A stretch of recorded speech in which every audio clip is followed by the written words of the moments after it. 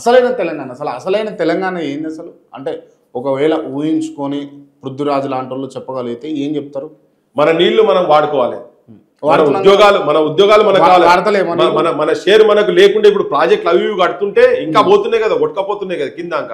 మన వాటర్ ఇప్పుడు నాగార్జున సాగర్ కట్టిండ్రు, నాగార్జున సాగర్ కట్టి లెఫ్ట్ కెనాల్ కేమో మోసం చేసిండ్రు. అసలు యాక్చువల్ గా అది ఎలేశ్వరంలో కట్టేది నందికొండ దగ్గర కట్టిండ్రు, కిందికి కట్టిండ్రు. ఎలేశ్వరం దగ్గర కట్టేది ఉంటే ఇటే కనుక ఉండేది మా జనగాం నుంచి వరంగల్ దాకా కూడా నీళ్లు వస్తుండే. మొన్నటి మూమెంట్ లో ప్రవీణ్ నాయక్, మొట్టమొదటి అమరుడు చనిపోయినటువంటి ప్రవీణ్ నాయక్ చచ్చిపోకపోతుండే.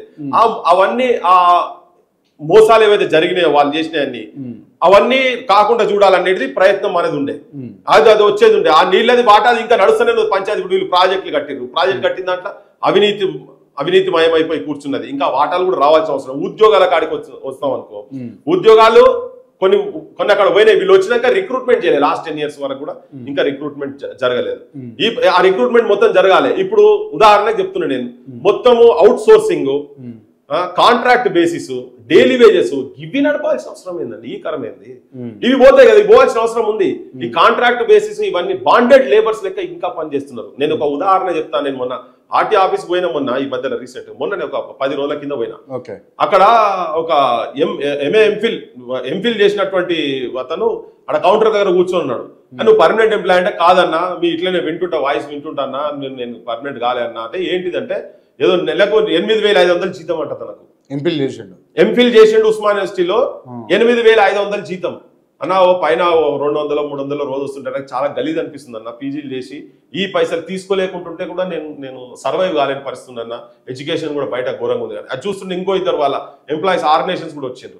ఇప్పుడు నువ్వు ఉస్మాన్ యూనివర్సిటీ పో అంటే అవమానంగా బతుకుతున్నావు అన్న, గలీజ్ అనిపిస్తున్నది. చదువులేమో ఇంత పెద్ద చదువు చదివినాము, బతుకుడేమో ఇంత అధ్వానమైన బతుకులు ఉన్నది. ఉస్మాన్ యూనివర్సిటీలో సేమ్ అదే పరిస్థితి ఉన్నది, కాకతీయ యూనివర్సిటీలో అదే పరిస్థితి ఉన్నది, గవర్నమెంట్ ఆఫీసుల్లో అదే పరిస్థితి ఉన్నది, సెక్రటేరియట్ లో కూడా అదే పరిస్థితి ఉన్నది. రిక్రూట్మెంట్ చేయించేటువంటి టీజీపీఎస్సీలో కూడా కాంట్రాక్ట్ బేసిస్ లో ఉన్నటువంటి వాళ్ళతోనే మొన్న స్కామ్స్ కూడా జరిగినాయి కదా, మనం చూసినాం కదా, పేపర్ లీక్ అవుట్ ఇవన్నీ. సో ఇవన్నీ తెలంగాణ నిజమైన తెలంగాణకు వస్తే ఇవన్నీ మారుతాయి అని చెప్పని అనుకున్నాం. ఇక్కడ ఉన్నటువంటి రాజకీయ వ్యవస్థ కనుకుండేది, ఇక్కడ ఉన్నటువంటి మీడియా, సపోజ్ మీడియా ఉండేది, ఆ మీడియా కూడా ఇక్కడ వాళ్ళు ఉండేది, ఇక్కడ భాష, ఇక్కడ యాస ఇవన్నీ ఇక్కడ ఉంటుండే. ఆంధ్ర మీడియా అనేది కూడా దాని ప్రభావం కూడా ఇక్కడ తగ్గించాలని, పేపర్లు, న్యూస్ పేపర్లు కావచ్చు, ఇట్లా ఏ రంగంలో చూసినా, సినిమాలు కావచ్చు, సినిమాలలో కూడా మనకు దాదాగిరి, యాదగిరి, దాదాగిరి అనే భాషలు మొత్తం గుండాలకు, రౌడీలకు, రేపిస్టులకు తెలంగాణ భాష పెట్టేది. ఇలా చూడండి, తెలంగాణ వచ్చిన తర్వాత అట్లీస్ట్ సినిమాలు కొన్నెన్న సినిమాలు వస్తున్నాయి. బలగం అసలు సినిమాలు వస్తే నిజమైనటువంటి ఇక్కడ ఉన్నటువంటి భాషకు ఎంత మాధుర్యం ఉన్నది, ఇక్కడ పాటలకు, ఇంత సాహిత్యానికి. అంటే ఇలా తెలంగాణ స్లాంగ్ లో పాట లేని సినిమాలు లేకుండానే సిచ్యువేషన్స్ వచ్చేసినాయి కదా. సో ఇవన్నిటి మార్పు జరగాలని, కొన్ని రంగాలలో కొంత మార్పు జరగవచ్చు, కానీ రాజకీయ వ్యవస్థ మొత్తము ఆంధ్ర పాలకుల చేతుల్లో ట్రైన్ అయినటువంటి వాళ్ళే ఇక్కడికి వచ్చి ఉన్నారు కాబట్టినే వాళ్ళ ఇంట్రెస్ట్లు కూడా కాపాడుకునేటువంటి సిచ్యువేషన్స్ వచ్చినాయి. ఇలా శ్రీ చైతన్యాలు, నారాయణలు, ఇప్పుడు విద్య అనేది నువ్వు గవర్నమెంట్ ఉచితంగా ఇవ్వాల్సినటువంటి పని, వైద్యం కూడా ఉచితంగా ఇవ్వాల్సినటువంటి పని. పట్నం అంతా కార్పొరేట్ కాలేజీలు వచ్చినాయి, ఫీజుల భారాలు ఫీజులు మొత్తం తీసుకొని ఇక్కడ పేరెంట్స్ కు విపరీతమైన బర్డెన్ అవుతున్నది. రేపు నా తెలంగాణ వచ్చిన తర్వాత కార్పొరేట్ ఎడ్యుకేషన్ మొత్తం అబాలిష్ అవుతుందని చెప్పని ఆశపడ్డాం.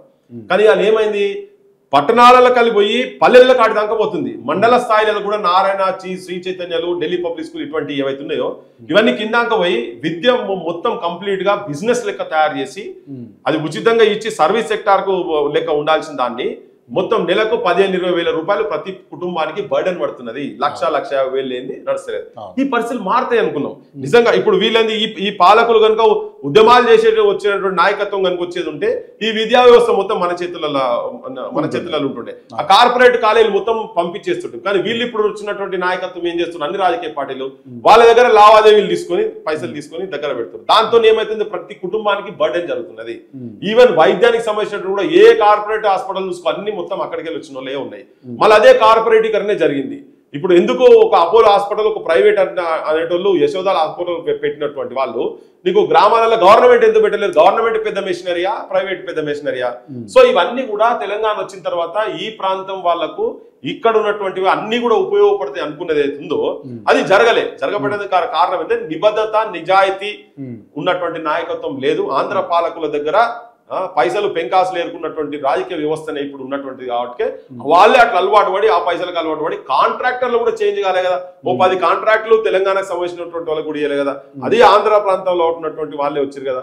వాళ్ళు ఇక్కడ ఉంటున్నారు, అక్కడ ఉంటున్నారు. కాంట్రాక్టర్కి ఇటువంటి మతం లేదు, కులం లేదు, ప్రాంతం లేదు, భాష లేదు, ఏం లేదు. వాళ్ళకి తెలిసింది ఒకటి, ఎక్కడ నువ్వు ఎక్కువ సంపాదిస్తావు అనేది. అదే ప్రాంతం కూడా పర్లేదు. కానీ వాళ్ళు దౌర్భాగ్యం ఏంటంటే అంతా అక్కడోళ్ళు వచ్చి ఇక్కడ చేసుకున్నారు.